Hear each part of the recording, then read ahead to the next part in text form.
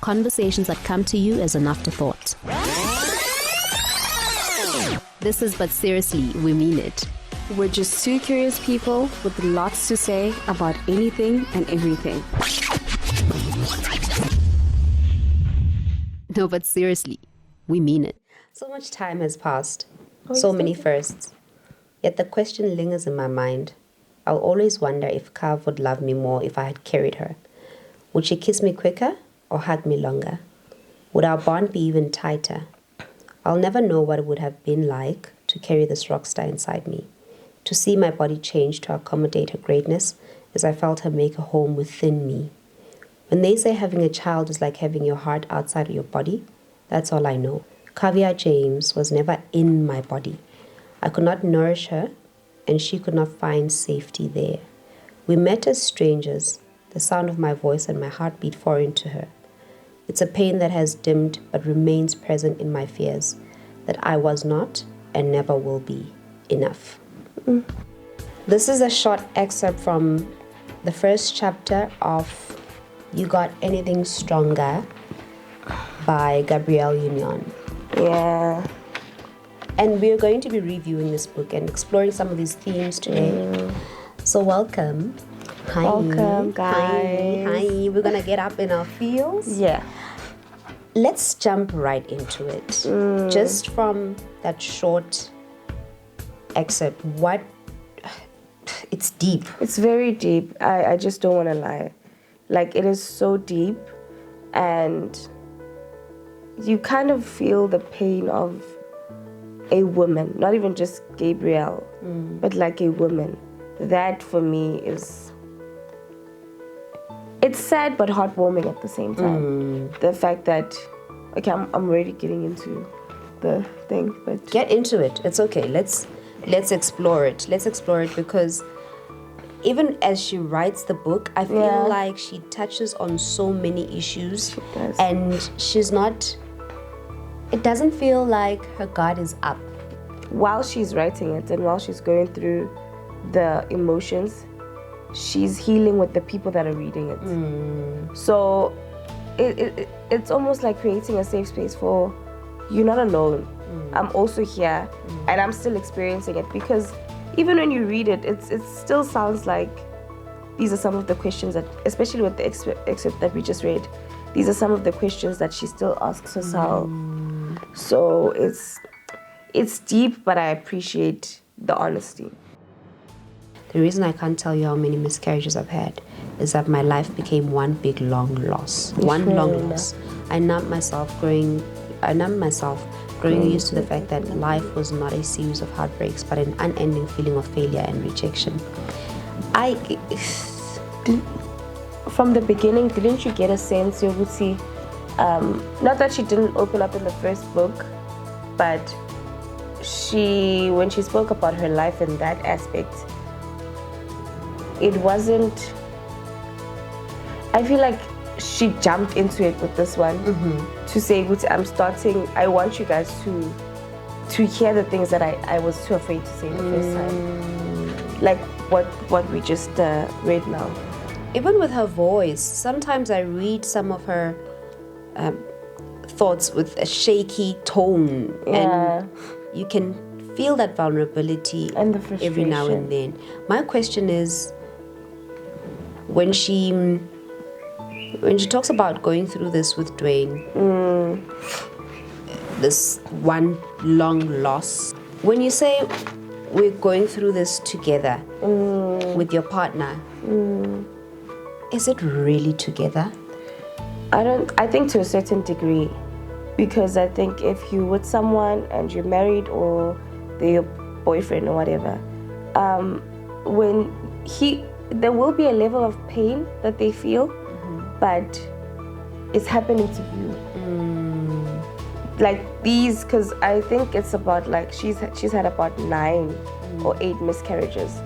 So as much as they're going through it together, she has to constantly go through the shots as well.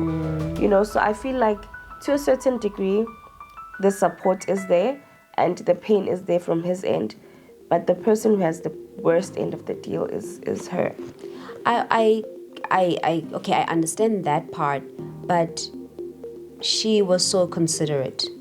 Yeah. Almost too considerate for my liking. Like, I don't want him to be disappointed again. I don't want to talk about it because I don't want to hurt him. True, but Well, she's the one that's going through all this heartache and all this pain. But I get her to a certain degree. Like, as much as she's getting disappointed, she is losing, like, constantly. She feels like it's going to have an impact on the actual relationship that they have together. So it's really it's a complex thing to maneuver. Yeah, it's a complex thing to maneuver. I want to go back to that passage that we read. So I was saying that with my nieces, I love them. Yeah. But I always ask myself, it probably feels different it would feel different. It's a different kind of love. I don't know. But how do you love somebody you just... I don't know how that to you didn't articulate give this. birth to. Yes, and right now that's the only love that I know. I love them But it's deeply. a deep love. I wanted to say that. Yes, I love them deeply, but I don't think, in my mind, I cannot imagine a different kind of love. Oh, okay. Okay. So when she says, I will never know because I never nourished her. That part. My Yeah. body never nourished them, but I take them as my own. And that's the only love I know right now. But I always ask myself questions about what it would feel like to nourish. And to give birth to. I think those are the emotions that she was going through from the beginning. As much as this Kavya is hers, like it's her baby, but in society, when you go through surrogacy and stuff, it's almost like I don't know how to put this in words. You're not good enough. You're not good enough. So it's like in society, you're not good enough. You are her mother, but you don't know the struggle and the joys of carrying her, which she echoes here.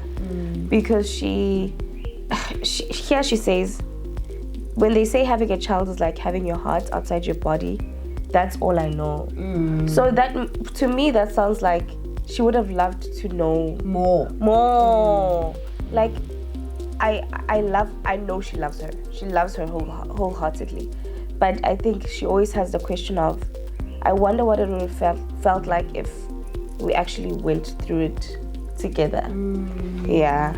So that is, it speaks to our thoughts and ideas on what surrogacy means and what motherhood means. Motherhood. Yes. This book really got me thinking on how I've created, let's speak specifically to how I've been treating people around me who are new moms. When she talks about the first moment she shared with Kavya, for me, where she said things started quietening down. There was less noise, but I realized I didn't have a moment with her. And then the first thing I said was hi. Yes. I realized And that she felt like sometimes she we was fuss. looking at her mini-me. But we fuss because we want to support you. Do we give you time to bond with this your new baby. person? Yeah. I feel like being a mom, you want to be able to have a special relationship and bond with your child. But at the same time, the support is important. But also, the support can make you feel like you don't have enough time with your child. I don't know if that makes sense. It makes perfect sense, because there's also a part where she felt like she constantly had to do things right. Yes. Because, and I got a sense that she wanted to overcompensate. Yes. So that the people around her see that she has a She plan. actually is a she mom. Can be a mom. Yes. Because she didn't carry Kavya, it Yes. made it more difficult. Because Yes. imagine this, even with our parents, when there's a newborn, they always want to tell you how things are supposed to be done. Yeah. And you're not giving me room to try and be a mom the way that I want to be. That anxiety, possibly Of asking would be yourself, crippling. am I doing it right? And I don't think it has an age. I don't think it has, especially because it's her first child. Like, everyone wants to have an opinion because some people know the journey. So they want to have an opinion about how she's supposed to do it. But at the same time, it's so precious to her that it has finally happened that she also wants to keep it to herself. But the nature of everything doesn't allow. Don't you find it heartwarming when she starts describing Kavya's personality? Yes. And how like she's also like a whole human being. And independent. I like the part where she says she doesn't want you to cradle her too much. Yeah. And the funny thing is that she mentioned how she was that kind of child. You see? And at She such an reminded early her of herself. Yes. Yeah. It's beautiful. The one thing that I hope that when you read this book, you think about. We want to feel important in people's lives. Yeah. We want them to open up and share things that are sacred to them, journeys or things that they still need to accustom themselves to. Nabo. And we often judge, oh, she is expecting, she didn't tell me. Oh, they have a new baby, they didn't tell me. You don't even know how it happened. You don't even know what's going on. You don't even know why they're not telling you. You don't know what they are going through while the baby is born, because there's things that happen even after the baby is born. So I agree with what you just said. We have to learn how to be sensitive and also give people space to maneuver a new thing that has just happened. Yeah. Yes. Whether it's marriage or it's having a new baby or trying to work out a blended family or whatever. Let's just give people space to be. I like how she did that. And also, I feel like she was carrying the weight of the world on her shoulders. She was. Because she had to... There's the relationship she has with her husband, one. There's the relationship she has with the babies she keeps losing. There's the relationship she has with herself. And then it's the relationship with the kids. When they understand that she wants this, and I think she's brave. She is. Being able to open up to the kids about her process and taking them through, there was a baby and then the baby's not here anymore. We were expecting a baby, the baby... And the excitement that the kids had before. I think, but it's also... Don't you think it was freeing also from her part?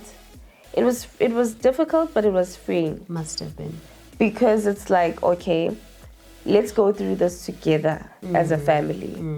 When it finally happens, we'll all know what it took to get here. Like Sonke as a family, you know? I don't know if I'm vilifying Dwayne, but... I am incredibly, the first few pages anyways, underwhelmed by, but also this isn't his story. Yeah. This is not his perspective. But I felt very underwhelmed in terms of how his life had to go on. He had to keep playing. He had to, yes, he was in this. The parts where she mentions him, feel like it was solid. Yeah. He was in it. And also I got a sense that he tried to make sure that she deals with it the best way she knows how. But I don't know what I expected out of him in the very first... In the beginning. Yeah. I expected more from him, but I don't know what more is. Because also, he can never relate in the way that she does. Because everything is happening to her. And also with him... he has kids, right? He has kids outside of that, and it's this thing of saying, here's Gabrielle on this one side saying, I've been struggling so much, and then with Dwayne, it's so easy. She said that. So yes, she did say that, and it's you don't want to make him feel bad for the fact that he is able to have kids so easily, but what is wrong with me? And how do I then make him relate on that level with me? And the strain that this puts on a relationship, Yeah. I cannot even imagine, because You guys still need to have these conversations. yeah, I don't think he will ever fully understand, because I remember we spoke about it at the beginning. But now that you take me back to that period that they had, I realized that I don't think that he'll ever understand. He won't understand. They are worlds apart in terms of that specific journey. Can I talk about something that caught me off guard? Yeah. When Gabrielle shared the news with her dad. Ha ha ha ha ha ha. Okay, that was distasteful. And we do it a lot. No, wait. Is it distasteful though? Don't joke Why did I about- read it? Why did I understand? Okay, maybe it's because I have a soft spot Maybe I'm sensitive. for old people. Maybe I'm sensitive. Yeah. I am overly sensitive. If you know I'm struggling to conceive, please don't make jokes about my experience. Okay. Please understand that we can joke about other things, but imagine me processing your joke when I'm alone. In the midst of everything, yeah. Ah. But then she also mentioned find it. Uti, he's been, you know, when somebody's been waiting and hoping, which families do a lot, Yes. being waiting and hoping that you finally have this baby, and then you say you're having the baby and they're like, but you're not pregnant. And then you try How to does tell that me make there's you no feel? concept of he did not understand. I don't think I think he understands to a certain degree. I don't think he fully understands. So why is it a joke? Why are we laughing about it? Yeah. Why must we That part, yeah. kiki-liki? Yeah, that part, No. no. Because it's a very sensitive matter. But when we take into account the different generations, it's a new concept. I understand that part. I understand. But don't make a joke out of it. Don't make a joke out of my struggle. Don't people do that sometimes when they try to make a situation less awkward? That's even more awkward, actually. Yeah. Please. I don't know, I just felt like there was supposed to be a moment there. I think she low-key expected a moment.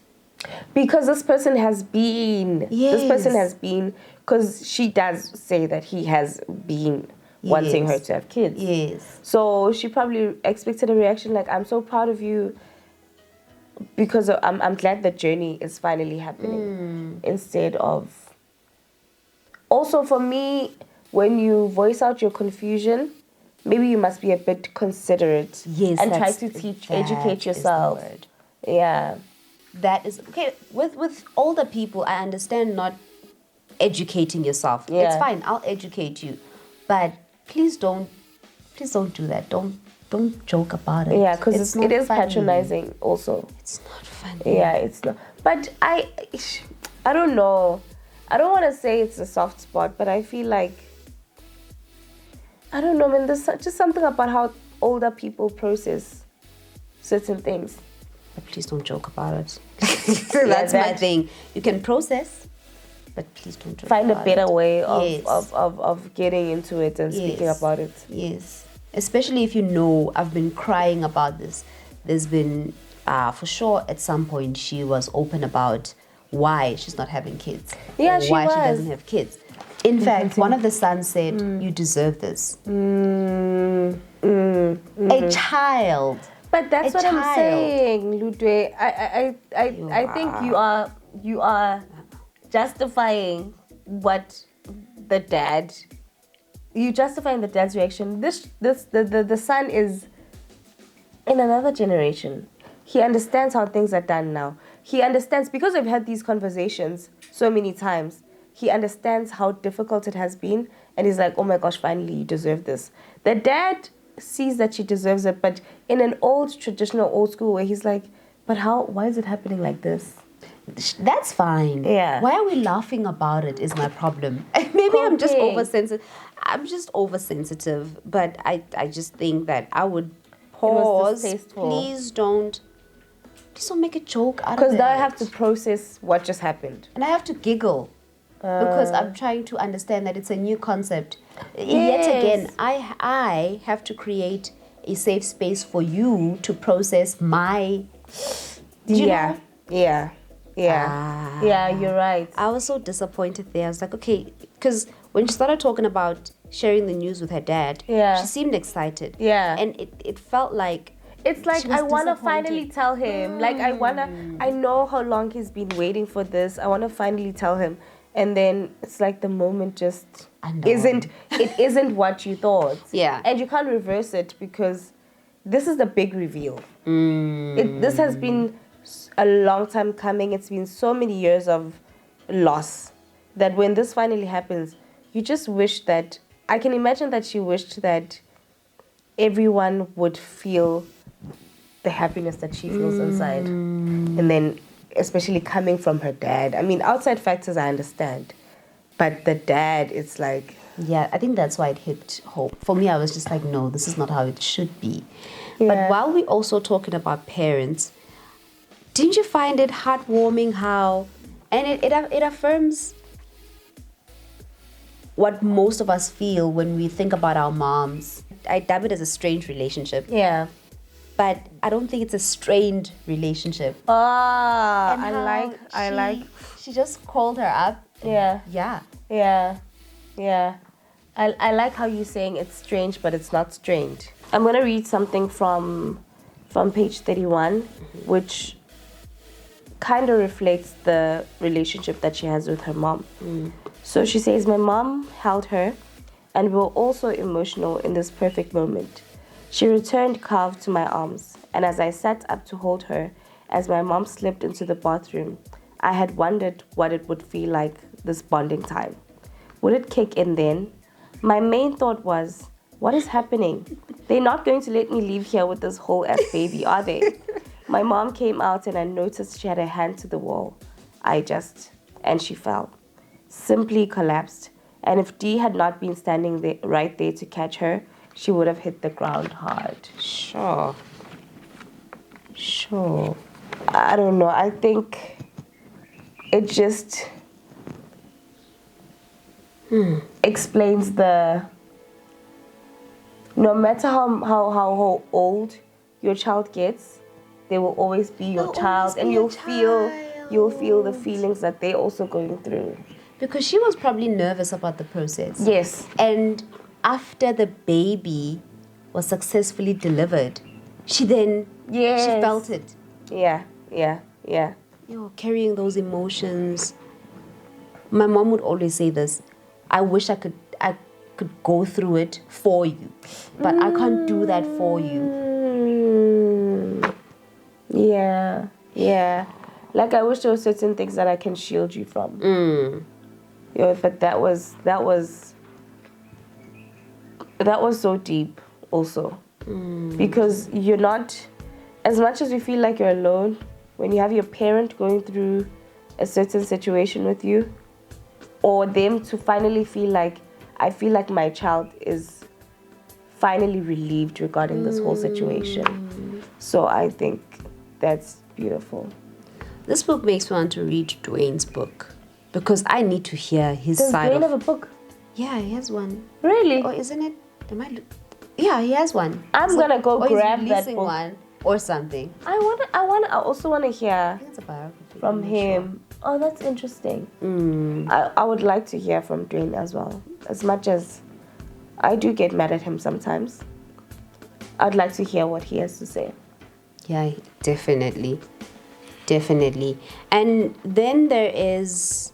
I enjoy how she moves through different themes and even wanting to create a space in her working environment, a space that she desires. I love that. Oh, hold on. The anxiety of something will go wrong. Loss is tragic, and you sometimes have to deal with the consequences for quite a bit of time. And you can never let your guard down. Because I feel like when she tried to let her guard down, things started happening. I don't know, she was not enjoying even this moment where she did not enjoy.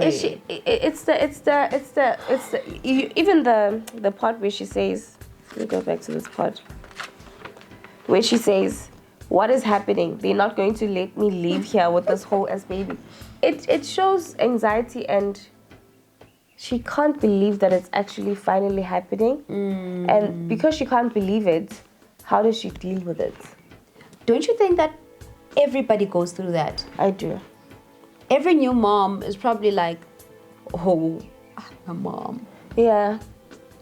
I think even with maybe with your second baby it's easier, but I think being a mom is a big part of it is you mostly being anxious about, I hope I don't do anything that's going to harm my child in one way or the other. I get that. The relationship that, going back to the marriage now. Okay. It's either she has this level of, okay, two things. I like how they do things their way. I don't know if it's just me, but it seemed like when she spoke of Dwayne's absence in moments where it would matter, she tried not to reveal what emotion she attached to it. He needed to make sure that he was there. Just in passing, he wasn't there. He missed the first one.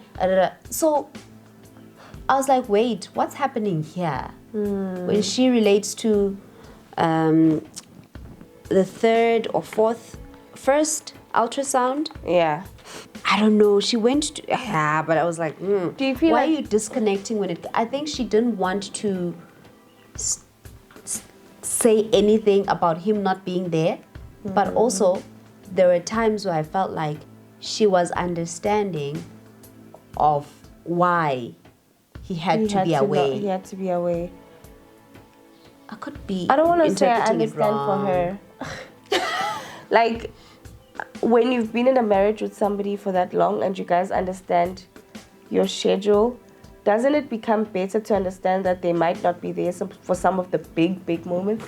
True. That's why I'm saying I like how they have an understanding. They're doing things their way. Yeah. But when it comes to relating it to society and everybody, and support, it's almost like she's conscious of what we would expect, but she's trying not to feed into what we expect, and she's trying not to give us any emotion in that regard. Sometimes I can't gauge whether she was happy about it, or I don't think she was happy about it. Did it make sense how she related in some parts? Yeah, because I feel like I feel like some of the things, like you remember earlier we spoke about, well, off camera, we spoke about the journey to healing. So there's certain things that that would happen in the marriage, especially during this journey, where it would seem like when it was before, like maybe 5 years ago, she would have reacted differently to how she's reacting now. So creating that understanding between the two of you makes it better to understand that, okay, he's not going to be there this time. He'll be there next time. True. But let me make an example. When the surrogate started spotting, she called him. It feels like she was okay with the fact that this is how we're doing this right now. And then there was so much pride in her tone when she spoke of how when the surrogate's water broke, he had everything arranged. he Yeah. could quickly fly in. You could feel that sense of pride. Yeah. She loved the fact that he did that. Yeah. Yeah. But sometimes she wouldn't give emotions when it came to, he wasn't around, it's just a by the way, or yeah, just note that he wasn't there. But I don't want you to make a big Yeah. deal out of it.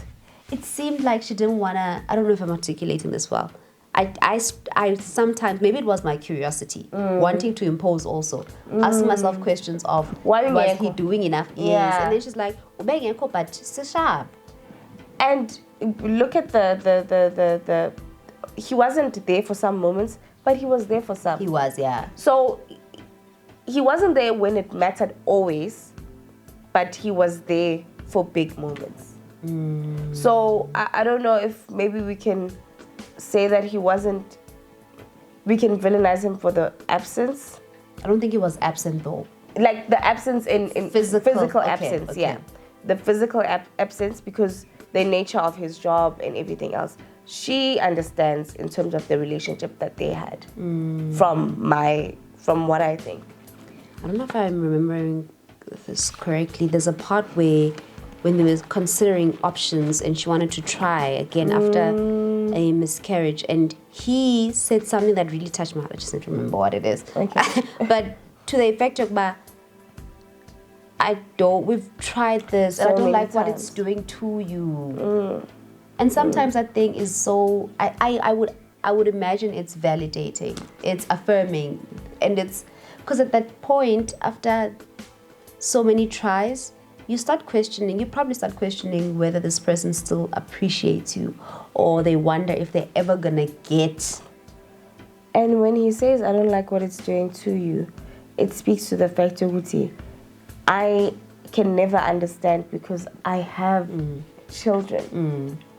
So we are constantly trying and we're failing, but you are feeling it more than I am. Because here we are 8 tries later, nothing's going on, nothing is happening. Yeah. So that is crippling, but I'm really glad that she got her charismatic baby. I'm glad that she finally got her mini. Yeah, it's really, it's one of the most heartwarming stories, but it also makes me think of how the women that didn't have their happy ending will relate to this. Yeah. Why do we feel entitled to? People's lives. I know that she wrote a book about it. She speaks about it. Yes, she wrote books. Yeah. But why do we want more? Why does it feel like we want more? We just wanna. We're never satisfied with what she's giving, what anyone is giving us. For me, I think it's curiosity, but it's also wanting to be validated by somebody else's experiences. So if my husband was not present in my journey, I want her to be able to speak in depth about her husband not being present, so that I'm like, oh, actually, me too. So I think it's that. I think it's also that. And it's not always, it doesn't always come from a malicious place. No. I think sometimes you just want to know. But the more they give, the more you want to. Yeah. Kuba ngathi, tell us more. Like, stay in my bedroom and tell me the whole story of what happened. I get it. It's the wanting to know more than what's on the table. Yeah. But this book will really get you thinking on quite a number of things. Yeah. When she spoke about the race issue, she talks about her rape, and I am still going to continue. I feel like I'm talking to a human being. Yes. Talking to a human being, because I make comments sometimes. Yeah. And she relates to. She writes it as if she's writing to a friend. And the humor? The humor is perfectly placed. It's really, I'm also gonna continue. And I know that I'm gonna find so many different things here that will also help me cope with certain things in my life. I really think a lot of people, not even just women, a lot of people should get this book. Although I'm not done, I would like to also find out the experience of being a stepmom. You know, some of the themes that she has here are themes that can help us navigate through certain areas in our lives, and I really think it's worth the buy. You know when people say sometimes speak your truth even if your voice is shaky? Yeah, This is it she for did. me. This is it for me. So you need to remember to speak your truth even if your voice is shaky. Word. Adios. We out of here. Bye. That's it for this week. Catch us next time on But Seriously We Mean It, when we have conversations that come to you as an afterthought.